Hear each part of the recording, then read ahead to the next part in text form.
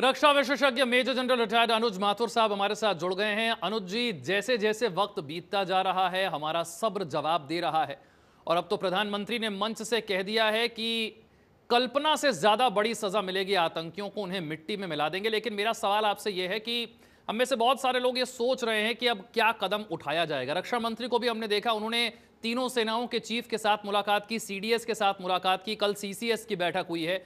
मैं आपसे समझना चाहता हूं कि विकल्प की जब बात आएगी, हमारे सामने ऑप्शंस किस किस तरह के होंगे, क्योंकि हम सर्जिकल स्ट्राइक देख चुके हैं, एयर स्ट्राइक देख चुके हैं। अब पूरी दुनिया ये मानकर चल रही है कि इससे बड़ा होगा जो होगा, और ऐसा होगा जिसका जवाब देना मुश्किल होगा। क्या विकल्प आपके दिमाग में आते हैं जब आप सोचते हैं कि ऐसा जवाब दिया जाए, इतना करारा वार हो कि फिर पलटवार नामुमकिन हो जाए पाकिस्तान की तरफ से? देखिए विशाल, मैं आपको एक बात बताऊं कि क्या हो रहा था अभी तक, हमने क्या प्रयास किया था। क्योंकि एक हम बहुत सभ्य और बहुत संवेदनशील राष्ट्र हैं।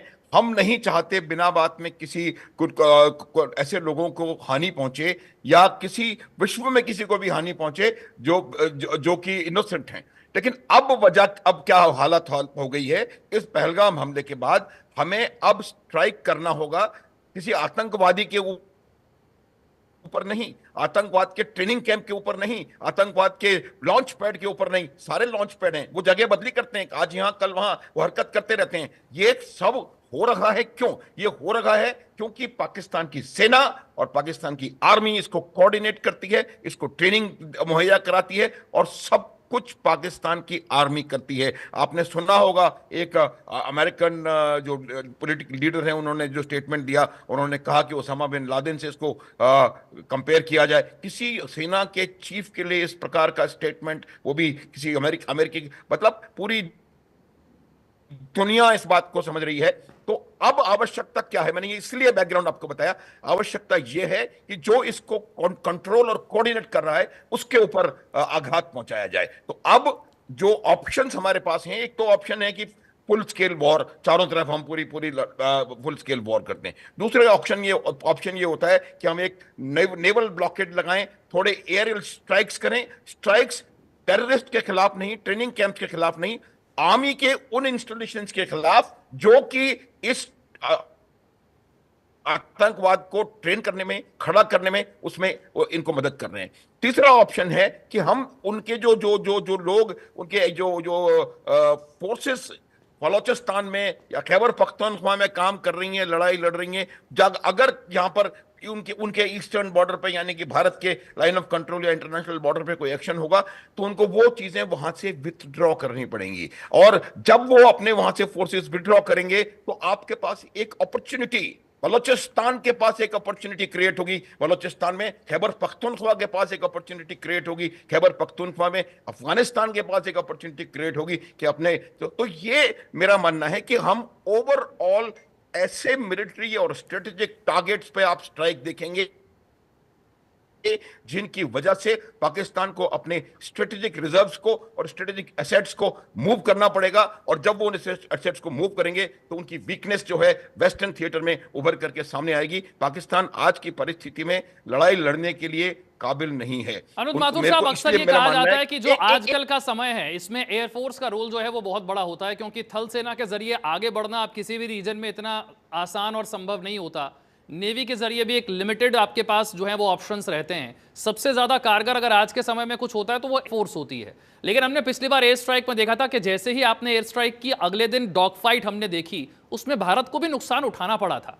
आप जब इस तरह से अब पाकिस्तान तो ये जानता है कि आप कुछ ना कुछ तो करने वाले हैं, ऐसा तो नहीं है पाकिस्तान अब ये नहीं समझ रहा कि कुछ होने वाला है, वो भी कुछ तो तैयारी करके बैठा ही होगा। तो आपको उससे 2 कदम आगे का ही सोचना है। विशाल विशाल वही मैं कह रहा हूं। देखिए, पाकिस्तान जितने भी मनूवर्स अभी कर रहा है वो सारे डिफेंसिव मनूवर्स हैं। अपने फोर्सेस को रियलाइन करना, अपने जो रिजर्व्स हैं उनको एक्टिवेट करना, मिसाइल का कहीं टेस्ट करना, किसी और के कोई बात करना, नवाज शरीफ को वापस इंडिया में बुला लेना और सीसीएस की बैठक करवा लेना, ये तमाम एक्शंस जो हैं वो रिएक्टिव एक्शंस हैं। हमने जो एक्शन लिया है उसका रिएक्शन हो रहा है। मैं जो आपको बता रहा हूं वो ये है कि हमें आवश्यकता है, आज की परिस्थिति में पाकिस्तान के पास इतनी शक्ति नहीं है।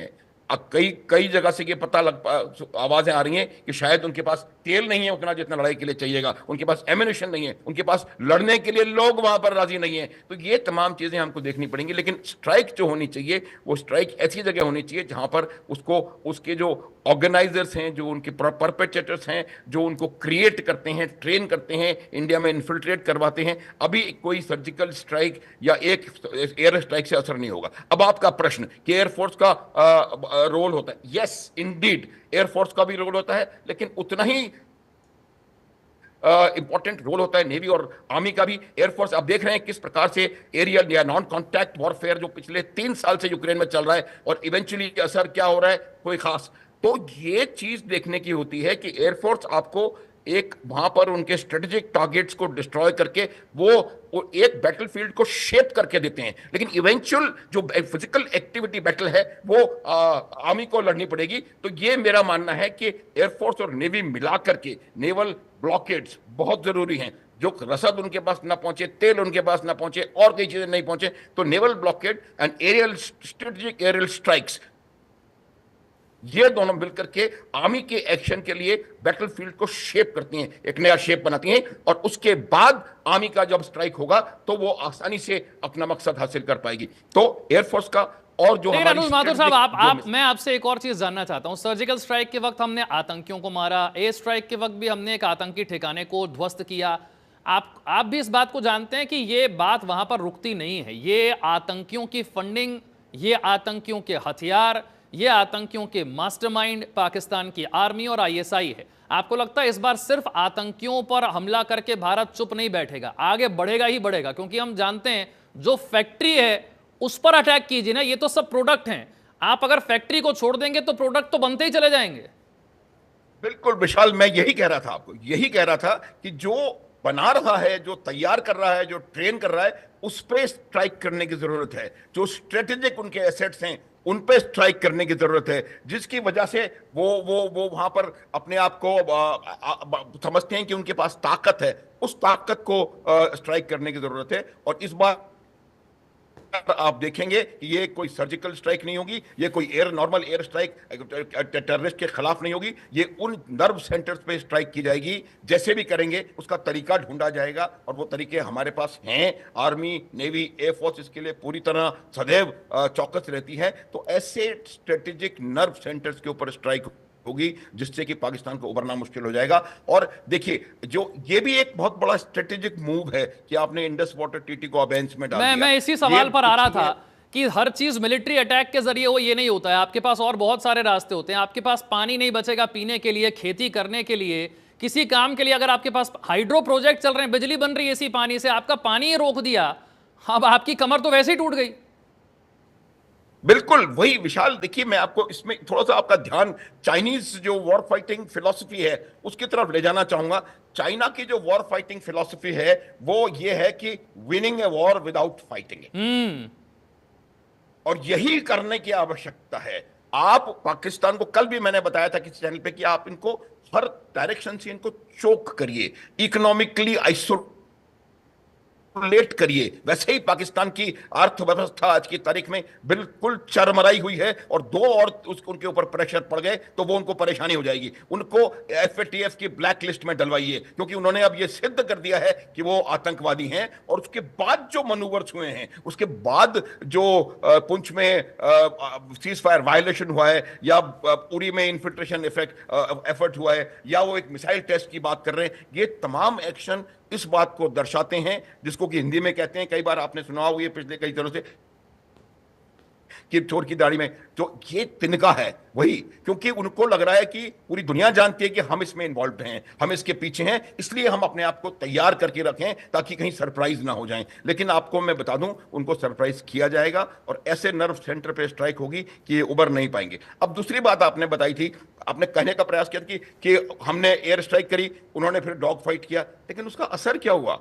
आप उस डॉग फाइट का असर देखिए। आपने एक पहली दूसरी जनरेशन के मिग से एक F-16 गिरा लिया नीचे, और उसके बाद आपका एक जांबाज पायलट पाकिस्तान की गिरफ्त में आया, जिसको कि 4 दिन बाद पाकिस्तान खुद छोड़ने आया वाघा अटारी बॉर्डर पे। तो ये चीज, ये भी एक तरह की विक्ट्री है। तो ये तमाम चीजें आप देखेंगे, आपने देखा उनका रिएक्शन हुआ, उसका मुंह तोड़ जवाब हमने दिया, और उसके बाद उसके बाद अमेरिका उनसे पूछ रहा है कि भाई F-16 को MiG-21 से कैसे आपने मरने दिया।